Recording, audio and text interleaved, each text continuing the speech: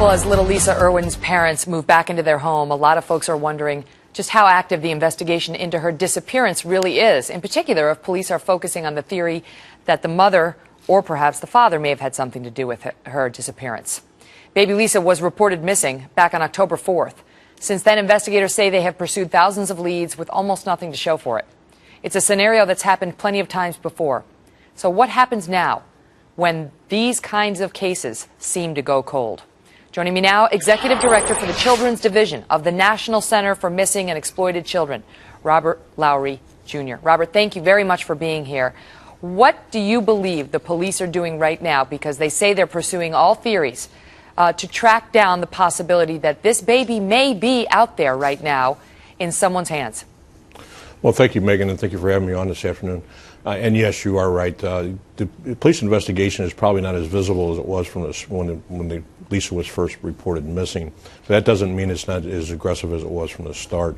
There are numbers of scenarios and leads that the police are following, although I can't speak specifically about what's going on. But there are scenarios out there that baby Lisa could be alive, and that the public's engagement in this case has to stay focused on finding this child. And how do they do that, though? I mean, it's like finding a needle in a haystack. If this child was abducted and is out there right now, how are we, the American people, supposed to find her and help?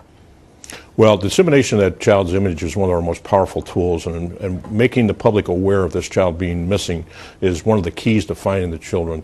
You know, someone out there, in our belief, knows what happened to this child, or at least has a piece of key information that can help the Kansas City Police, and they have to stay tuned in and keep their mind open that even though there has been attention on potential suspects in this case, all possibilities are being considered until we absolutely know what happened. I know you say it's important for someone, if someone they know suddenly surfaces with a child. I mean, does this happen? You're living in your neighborhood and one day the neighbor shows up with a baby she didn't have before who's almost a year old?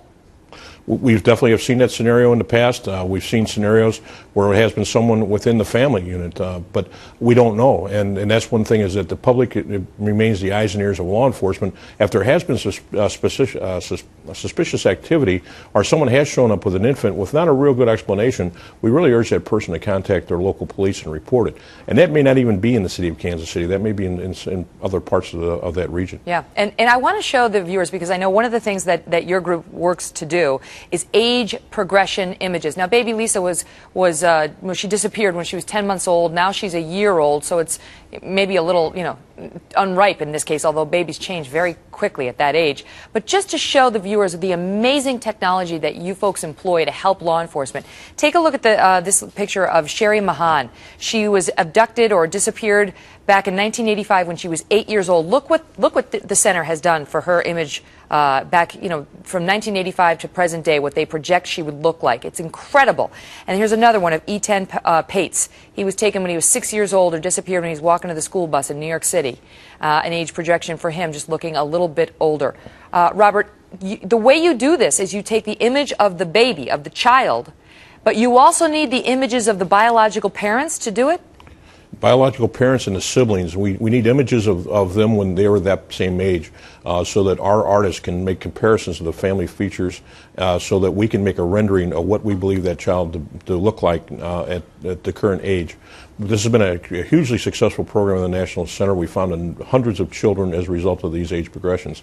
We fully intend on working with the Kansas City Police Department at some point in time for age progressions on Lisa if that becomes necessary. Could you do it? I mean, as the mother of a 2-year-old and a 7-month-old, I mean, I can attest to this. They do change dramatically in just a few months. But in particular, as maybe a year goes by. Let's say it's, God forbid, a year from now. We still don't know what happened to this baby.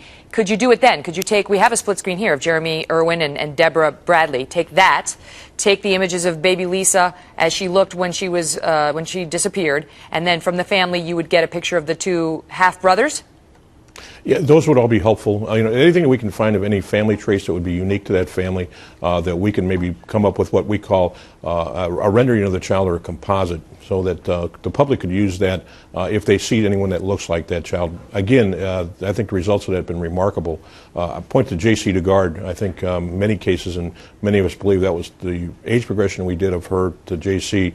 To her current age was remarkable when we found her. And that was the poor girl who was kept out and back in this house by her captor, but was ultimately found alive. Quickly, before I let you go, sir, and I don't want you to pronounce on this case, but statistically, what are the odds of little Lisa, in your view, being alive as opposed to having somebody have done something with her?